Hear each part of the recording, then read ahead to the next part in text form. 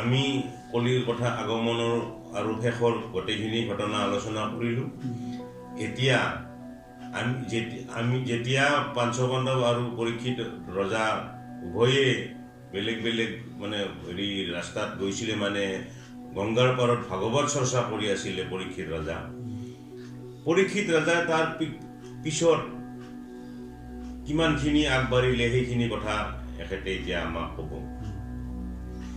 আচ্ছা, পাঞ্চপাণ্ডৱ এনেকৈ স্বৰ্গসাধনৰ কাৰণে গৈ থকাৰ পিছত ৰাজা পৰীক্ষিতে কলিৰ লগত সাক্ষাৎ হ'ল। কলিৰ পৰা আহিল, তাৰপিছত মৃগয়ে মাৰবা যাওঁতে শ্ৰৱণ ঋষি মৰা সৰ্প ঘৰত আৰাই দিয়াৰ পিছত তেওঁৰ গোটেই শৃংগী মুনিৰ অভিশাপত তেওঁ ঘৰত আহিল। ঈশ্বৰৰ সন্মুখত খবৰটো পালে যিটো 7 দিনৰ ভিতৰত তেওঁৰ মৃত্যু হ'ব। তেওঁ খবৰটো পায়ে লগে লগে তেওঁৰ পুতেক জন্মেজক ৰাজ্যভাৰ দি তেওঁ গংগাৰ পাৰত যাই ভগৱানৰ চিন্তাৰ কাৰণে এইখিনি আমি আগত আলোচনা কৰিছোঁ। তেওঁ যেতিয়া মানে গংগাৰ পাৰত ভগৱত চৰ্চাৰ কাৰণে বহিলে, তাৰ পিছৰখিনি কথা। আচ্ছা, গংগাৰ পাৰত ডাঙৰ ডাঙৰ ঋষি মুনিগিলাখনৰ লগত শূন্য সম্বন্ধও আছে। সকলোৰে মাজত পৰীক্ষিত ৰজা বহি আছে। পৰীক্ষিত ৰজাই বহি সমস্ত ডাঙৰ ডাঙৰ ঋষিগিলাখনক প্ৰশ্ন কৰিছে যে ঋষিসকল,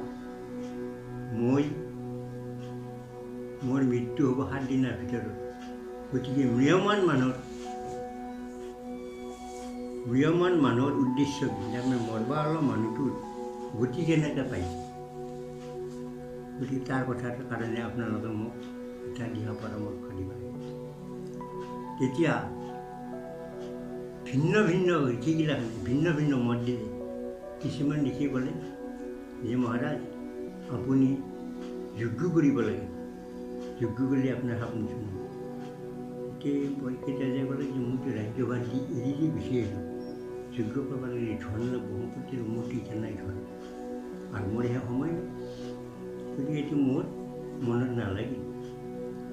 তাৰপিছত অন্য এজন আৰু ঋষি ক'লে মহাৰাজ, আপুনি পূজা কৰিব লাগে, পূজা কৰিলে মুক্তি হ'ব। কিন্তু পূজাটো মহাৰাজ পৰীক্ষিতৰ মনটো নামানিলে। পূজা কৰিব লাগিলেতো মোৰ ৰাজ্যভাৰ ধন নাই, আৰু মোৰ সময় ক'ত, মোৰ মৃত্যু হ'ব 7 দিনত। গতিকে মই বয় বস্তু যোগাৰ পাতি কৰাতেই মোৰতো সময় হ'ব। এইটোও পৰীক্ষিত ৰজাৰ মনত নালাগে। তাৰপৰা অন্য ঋষিগিলাখনে আৰু ক'লে যে মহাৰাজ, বলি দান দি মুক্তি পাইছে, আপুনি দান দক্ষিণা দিয়ক, দান দক্ষিণা আপোনাৰ মুক্তি হ'ব। তেতিয়াও পৰীক্ষিত ৰজাই অলপ ভাবি চিন্তি ক'লে দান দক্ষিণা দিবা, মোৰ ধন ক'ত আছে? মই ধন সম্পত্তি চব বিসৰ্জন দি ৰাজ্যভাৰ দিয়ে গুচি আহিছোঁ। গতিকে দান দিব লাগিলে ধন লাগিব, মইতো খালি মানুহটো এতিয়া বৈৰাগ্য হৈ আছোঁ বৰ্তমান, মই ক'ত পাৰি ধন দিম? গতিকে দান দিয়াটো মোৰ নহ'ব। এনেকৈ খুব চিন্তাত আছে। ঋষিসকলেও বুজি পালে যে ৰাজা পৰীক্ষিতৰ মনত লগা নাই, এটা একো প্ৰশ্নৰ উত্তৰ সমিধান নাপায়। এনে কিছু সময় বহি থকা অলপ কিছু পিছত শুকদেৱ গোস্বামী আহি পেলাই তেতিয়া দূৰৰ পৰা এই ঋষিসকলে দেখা পাই ক'লে যে মহাৰাজ, আপোনাৰ ভাগ্য ভাল, এইজন যি শুকদেৱ গোস্বামী আহিছে, এই আপোনাক সংবিধান দিব, এই শ্ৰেষ্ঠ, এইৰ সংবিধানতে আপুনি মুক্তি পাব। গতিকে আপুনি এই আৰাধনা কৰি আনি এইৰ পৰা আপুনি পৰামৰ্শ লওক। তেতিয়া পৰীক্ষিতে যাই ধন্যবাদ শুকদেৱ গোস্বামীক প্ৰণাম জনাই আৰু তেওঁক ক'লে যে ঋষিৰাজ, মোৰ আজি পৰম ভাগ্য, আপোনাৰ নিচিনা এজন বিচক্ষণ ঋষিক মই লগ পাই সঁচাকৈ বৰ আনন্দিত। গতিকে মই এটা প্ৰশ্ন কৰোঁ যে ম্ৰিয়মান মানুহৰ কৰ্তব্য কি? মৰিব ওলোৱা মানুহৰ উদ্দেশ্য কি? মইতো মৰিব ওলাইছোঁ, মোৰ 7 দিনত মৃত্যু হ'ব, মোৰ 7 দিনৰ ভিতৰত মই কেনেকৈ গতি পাম? তেতিয়া শুকদেৱ গোস্বামী ক'লে যে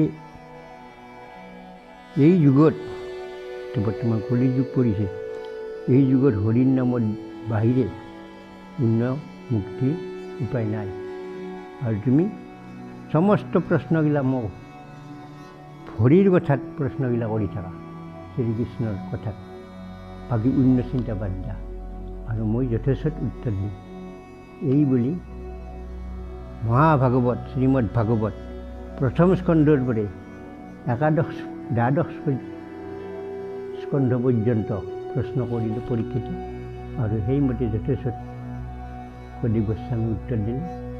আৰু শেষত এই শুকদেৱ গোস্বামীৰ মুখত সমস্ত ভাগৱতৰ তত্ত্বখিনি পৰীক্ষিত ৰজাই বুজি পাই পৰম গতি পালে। গতিকে পৰম ভকত পৰীক্ষিত ৰজা মহাভাগৱত বুলিয়ে ইয়াক গণ্য কৰিব পাৰি।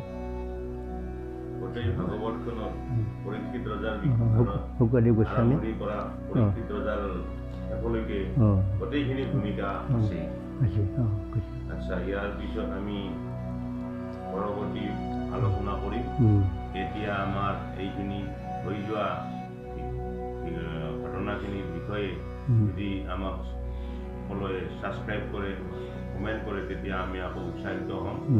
ইয়াৰ পৰৱৰ্তী খণ্ডত আমি আপোনালোকক অন্য এটা ভিডিঅ' আলোচনা কৰিম। আজি ইমানতে।